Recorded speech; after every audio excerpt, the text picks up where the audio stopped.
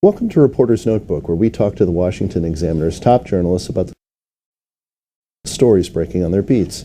I'm Jim Antle. I'm joined today by energy and environment reporter Jeremy Beeman. Jeremy, Senator Joe Manchin, he's returned. He's come back to the fore. He has agreed to a deal, and it has major climate implications, at least climate policy implications.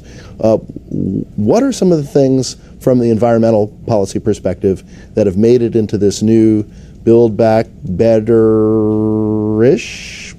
package? Yeah, he said that whole thing, that whole brand is dead, and this new brand is all about inflation. Right. Which had been his going concern the whole time. That's the new title of the bill. That's the new title of the bill. Yeah, there's a lot of things. There are a lot of things, and the agreement that Manchin came to with Majority Leader Chuck Schumer that will satisfy green constituencies and much of the Democratic Party that had wanted to go really far and wanted to spend and invest a lot in green energy. There's money for tax incentives for producing solar panels, for building up factories to build solar panels, to deploy solar panels. There's electric vehicle tax credits for consumers, something Manchin had resisted earlier on in negotiations. So these are things that that Democrats had wanted and been pushing for. They would have probably liked more. They would have liked more in general, but that's sort of the nature of the compromise. And it's kind of been the nature of this whole process. It started out, we were talking about maybe a $6 trillion price tag. Then when it got into reality, we were closer to $3 trillion, $2 trillion, $1 trillion. But this isn't so much been about the top line numbers. This has been about a lot of the provisions that Manchin and fellow Democrats can agree on. From an energy and environment standpoint, what are some of the compromises that maybe the left has had to make as a result of this? Some pretty big ones, I think. The reaction has been pretty positive to the bill overall. Climate groups and Democrats, many that I've seen speak on this, have said it's sort of the best opportunity yet that Congress has offered to act on mitigating climate change, on emissions. And so that's sort of been the broad reaction, but there are some things in the bill that really serve sort of fossil fuel interests and will please Manchin. And those include an agreement on oil and gas leasing. There's one particular provision that would make the distribution of offshore wind leasing on actual oil and gas leases being carried forward and being held. Lease sales being held. And so, as you know, President Biden, on his first week in office, tried to put a pause on all new leasing. He promised during the campaign to sort of crack down on offshore and onshore oil and gas leasing. And at this point in his presidency, that's not looking like it's going to happen because of court decisions, but also we have this new agreement that really is to sort of please Manchin. And there are a few other Democrats who want more offshore oil and gas leasing and onshore oil and gas leasing in order to sort of help tame energy prices longer term. It'll take some time, but they want to maintain fossil fuel production on federal lands. So that's the sort of a concession that's built into the bill that the objections that I've seen raised from climate groups so far mainly have been about that particular provision and that condition that's been built in. Because Manchin, in his lengthy statement announcing the deal, talked about no arbitrary end to fossil fuels, obviously represents an important fossil fuels state, a state where President Biden did not do very well in the election. But he also talked about this as an all-of-the-above approach, which frequently is a phrase used by Republicans when talking about energy production. So not necessarily on message for climate groups, even if it may be something that some of them are happy to see back in the discussion.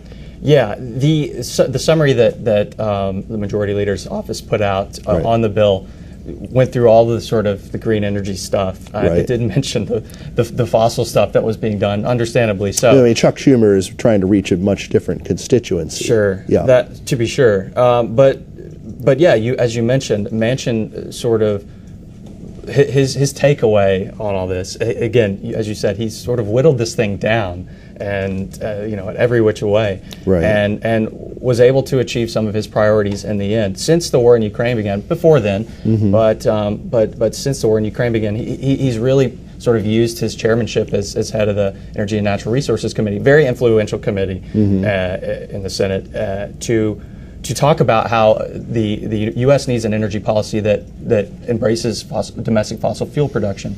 And again, he sort of won out on that priority. The Schumer and Democrats who come around on this, if they end up passing it, will have also made concessions on the fossil fuel front. Right. So, part of the advantage they're going to have at this point is that a lot of Democrats had resigned themselves to there being no reconciliation bill passed, and to be clear, reconciliation is a process that allows bills to pass through the Senate without any Republican input and avoiding a filibuster, right? So it avoids the 60-vote threshold. So there was a lot of thought that there wouldn't be any reconciliation package at all, so that kind of maybe lowers the standards that maybe some on the left might have for it. They might want to get something. But there was also the possibility that there might be some executive action. A lot of rumors that we'd see some kind of national climate emergency. Does this going back into the legislative process make those types of things less likely? I think as we sit here and speak, yes, for a moment in time. But as you said, it's been so stop and go. Manchin's been kind of capricious on some of this stuff and has made different justifications at different times to move forward or not move forward. As we said last week, we were talking about this climate emergency thing, the chances that it could happen. Biden was gearing up perhaps to do it. The White House said he wasn't taking it off the table. Basically, everyone thought that they were drafting something. They resigned to that this deal was not going to happen, and we have a deal now, and that was something like 10 days ago. So I think Schumer and Manchin, they did a good job of keeping this sort of at the chest and not. There are senators who are just seeing this language for the first time as we sit here yesterday. After it came out, like they didn't really know that this had been reached, I think. So there's a potential that Biden moves forward with more executive action, but this is what they had been working toward, and they're sort of considering it the victory now. If they lose the majority Democrats, who knows what will happen? Maybe Biden will come back and say more needs to be done. If Congress isn't going to work with him, Republicans in Congress aren't going to work with him, they have the majority, then maybe he comes back to a climate emergency in a situation like that. And Biden has endorsed this bill. Yes, he has, and it's, I think, a win for him in many ways, and he needs it. I think he needs it going into the midterms. Now, there are some components to the bill that are sort of in flux. SALT and some of these other provisions. Are there any of the permitting or any of the other energy environment aspects of it that could be changed or really might be contested one way or the other? Well, we're talking about contingencies. There was an announcement alongside the bill that later this year, sort of one condition of this agreement was that permitting reform measures would be also passed through Congress later. This has been a priority of Manchin's again, who wants more pipelines being built to more easily transport natural gas to different parts of the country, especially like from West Virginia, which is gas rich, to other parts of the country. So that's something that could come. That's permitting reform. There have been agreements between fossil industry groups and even renewable industry groups about the need for permitting reform, because it takes a long time, years, to stand up pipelines, get them permitted, as well as wind farms, things like that. And so that's sort of an agreement. Biden, even when he went to Massachusetts to speak about sort of actions he was taking in light of this deal supposedly being tanked, he called for permitting reform, even in order to facilitate more offshore wind. So I think we can expect to see some kind of agreement on that. I don't know how widely it will be supported, but that's apparently coming down the pipe too. It's all up to the Joe in the White House and the Joe who's a Manchin. That's right. Thank you, Jeremy. You can read Jeremy and subscribe to our Daily on Energy newsletter at WashingtonExaminer.com.